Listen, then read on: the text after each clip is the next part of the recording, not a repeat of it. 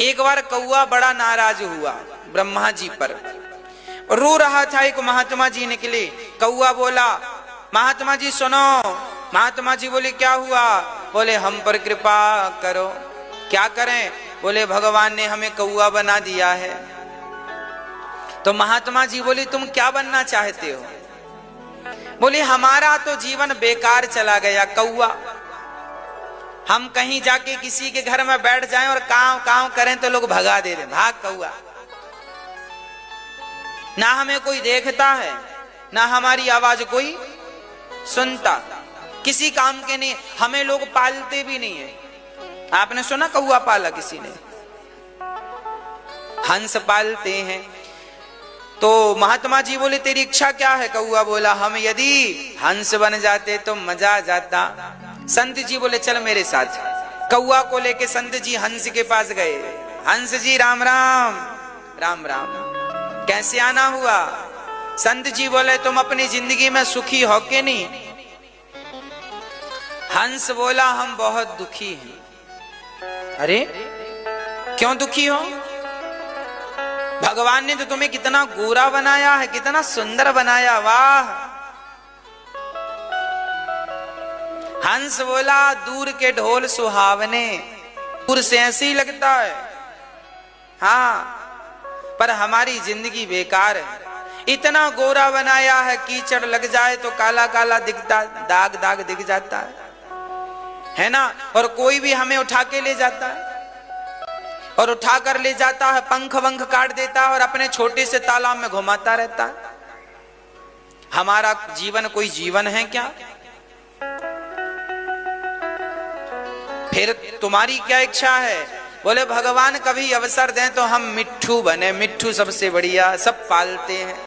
तोते के पास गए, कहो राम राम।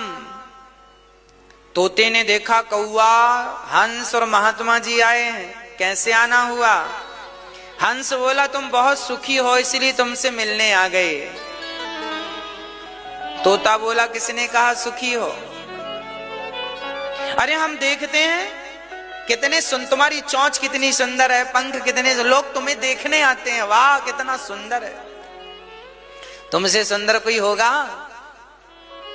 मिट्ठू बोला ये बताओ तुमने यहां कितनी परिक्रमा लगाई पेड़ की?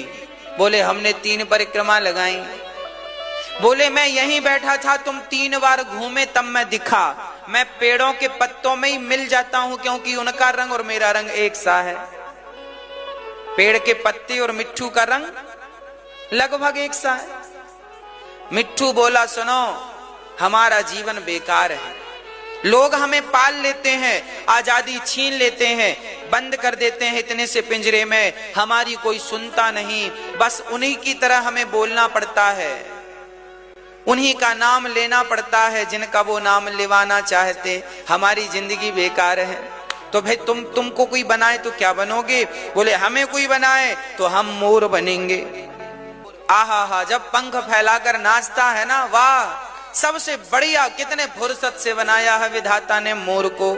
चलो मोर से मिलने चलते। सब मोर के पास गए। मोर मोर राम राम। राम राम। तुम बहुत बढ़िया हो, भगवान से कहें कि हमें भी मोर बना दो। मोर बोला राम राम, सबसे दुखी मैं हूं। क्यों दुखी हो तुम?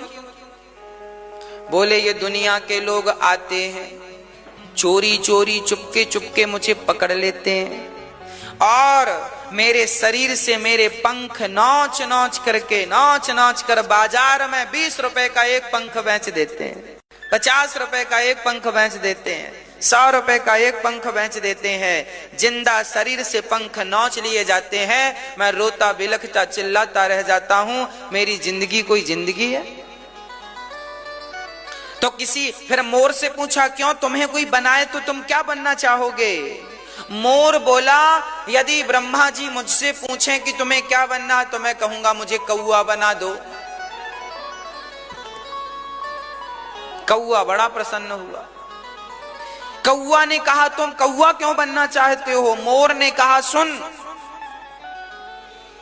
हमें भय है कि लोग हमें पकड़कर हमारे पंख ना नोच लें, मिट्ठू को भय है कि पकड़कर कोई पिंजरे में ना बंद कर ले, हंस को भय है कि पकड़कर कोई छोटे से पानी के पॉट में ना रख ले, पर कौआ तुम्हें किस चीज का भय है? आज तक किसी ने कौआ को पकड़ा? चिकन बिरयानी फलानी बिरयानी होती है, पर कौआ बिरयानी होती है? हाँ, मतलब कौआ को कोई खाने के लिए भी नहीं मारता। सबसे सुखी कोई है तो कौआ है। बोले कौआ को किसी लिए नहीं मारा, ना कोई पिंजरे में बंद करता, ना तो कोई पानी में पकड़ के रखता, ना तो कोई खाने के लिए मारता। बस तुम बढ़िया हो, कहीं भी बैठो कहीं भी उठो। कौआ बोला राम राम राम, मुझे लगा ये लोग सुखी हैं, पर अंत में तो यही निकला कि मैं ही सुखी हूं। इसका तात्पर्य यह है कि हम लोगों को लगता है फलाना व्यक्ति ज्यादा सुखी है।